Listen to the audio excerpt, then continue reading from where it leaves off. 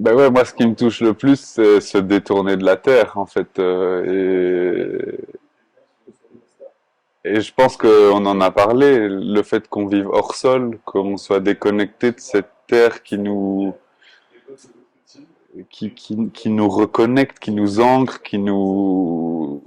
Oui, dès qu'on perd cette connexion-là, en fait, on peut être... on peut générer des choses incontrôlables et destructrices. Et ça, j'en suis convaincu. Et je le ressens, en fait.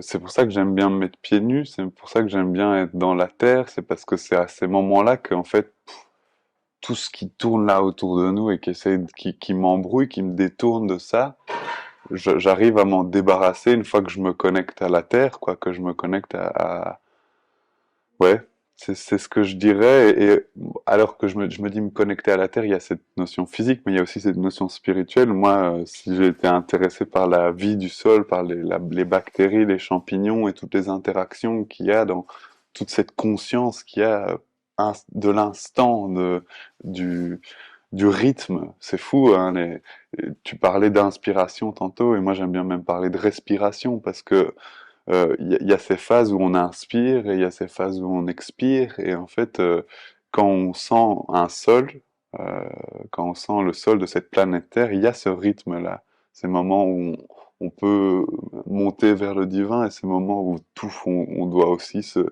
réancrer sur la réalité de ce monde, quoi, tu vois. Et ouais, je pense que tant qu'on n'est pas aligné entre ces deux mondes, on est capable de faire des choses très destructrices. D'ailleurs,